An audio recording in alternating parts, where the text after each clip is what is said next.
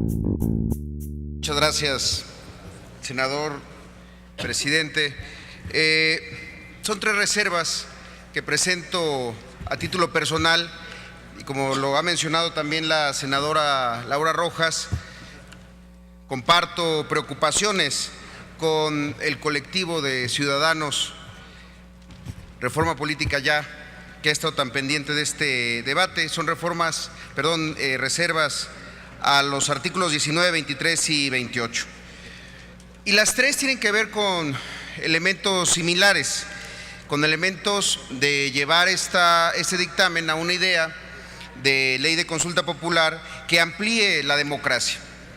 Y por ampliar nuestra democracia quiero expresar el darle más elementos a los ciudadanos para participar, más elementos para que puedan influir y para decidir el rumbo de la nación. Se trata de darle más poder al ciudadano y para lograrlo, crear nuevos equilibrios a favor del ciudadano. Se trata pues de empoderar al ciudadano frente al gobernante y no al contrario. ¿A qué me refiero? El artículo 19, que se refiere a la petición de consulta popular y más particularmente a la presentación de la petición, establece atribuciones al presidente de la República y también a los legisladores federales para retirar su solicitud de consulta antes de que se publique en el Diario Oficial de la Federación, otorgándoles de esta manera la posibilidad de presentar una nueva. Es decir,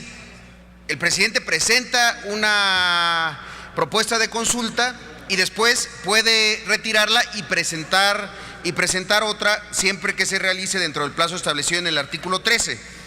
Desde nuestra óptica, esta es una atribución ventajosa, una atribución que premia la ineficiencia y la falta de seriedad, o peor aún, que abona a la confusión y juega al cálculo político, particularmente desde el Ejecutivo Federal. Insisto, aquí se trata de empoderar al ciudadano y no de crear sobreprotecciones al Ejecutivo Federal. Si el presidente de la República quiere realizar una consulta, está bien que la solicite y si considera que no alcanzará sus objetivos, tiene el derecho de retirarla, pero ya no de ajustarla sobre la marcha. Eso pervierte el sentido de la consulta y además pues acomoda el interés ajeno al de los ciudadanos para su realización. Por ello propongo que si el Ejecutivo Federal o los legisladores federales presentan una solicitud de consulta y posteriormente la retiran, pues que pierdan en ese proceso electoral la oportunidad de presentar una nueva consulta, una nueva propuesta. Es muy fácil presentar algo, medir la opinión pública y sobre la marcha retirarla y presentar una nueva. Creo que eso no abona a los objetivos de este dictamen. Luego en el artículo 23, en la parte que se refiere a los requisitos para la petición de una consulta, hay otro ejemplo de cómo en este dictamen se deja de lado facilitarle a los ciudadanos el ejercicio de ese derecho, mientras que hablábamos del artículo 19 que se le quiere tender redes de protección al Ejecutivo Federal. ¿A qué me refiero? En el artículo 23 se especifica que la solicitud de una consulta, cuando provenga de los ciudadanos, además de los requisitos del artículo 21 de especificar el nombre del solicitante, la pregunta que se propone, los detalles de los preceptos legales a la consulta, se debe de entregar un anexo que contiene los nombres completos de los ciudadanos, la firma, la clave del lector, la CURP de la credencial para votar con fotografía, requisitos que, bueno, de por sí me parece que son redundantes, pero aparte de eso, no se abre la posibilidad expresamente de que dicho anexo, que será de millones de firmas en la realidad, pues puede entregarse en un formato electrónico o digital, haciendo uso de las tecnologías que ahorra tiempo, recursos y hasta espacio físico.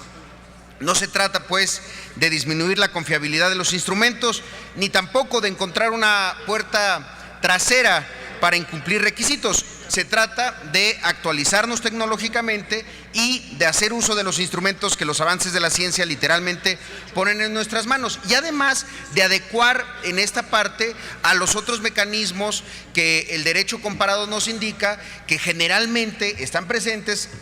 para la solicitud de consulta, que generalmente tienen que ver con tecnologías digitales. En ese sentido, propongo a esta honorable Asamblea en que la fracción segunda del artículo 23 facilite a los ciudadanos el proceso de formación y entrega del anexo, abriendo la posibilidad de que éste se pueda presentar física o digitalmente. Me parece que eso es pensar en el ciudadano y sería auxiliarle en el ejercicio pleno de sus derechos con una mentalidad de la segunda década del siglo XXI y no con una actitud burocrática de desconfianza y por tanto que le obstaculizaría e inhibiría el ejercicio de los derechos ciudadanos con una actitud propia de gobiernos de la primera mitad del siglo pasado. Y para concluir, señor presidente, compañeras, compañeros, para concluir la presentación de mis reservas, hago un llamado para revisar en ese mismo sentido de alentar el ejercicio de nuevos derechos y responsabilidades ciudadanas a modificar la fracción segunda del artículo 28. En esta fracción se establece que si el Instituto Federal Electoral, o en este caso el INE, determina que no se cumple con el requisito establecido en el artículo 35, apartado 1, inciso C de la Constitución, que se refiere al número de ciudadanos para la realización de una consulta popular, el presidente de la mesa directiva de la Cámara de Diputados publicará el informe en la Gaceta Parlamentaria y dará cuenta y procederá a su archivo como asunto total y definitivamente concluido. Aquí lo que me parece es que nuevamente se le está limitando la posibilidad de ejercicio de un derecho a los ciudadanos, pues a rajatabla, si por alguna razón el anexo no está completo o hay ciudadanos repetidos, pues hay que recordar que es un expediente voluminoso y complejo, construido desde fuera de las instituciones y del formalismo, no se presenta ninguna oportunidad de subsanar el expediente, no se presenta ninguna oportunidad de corrección,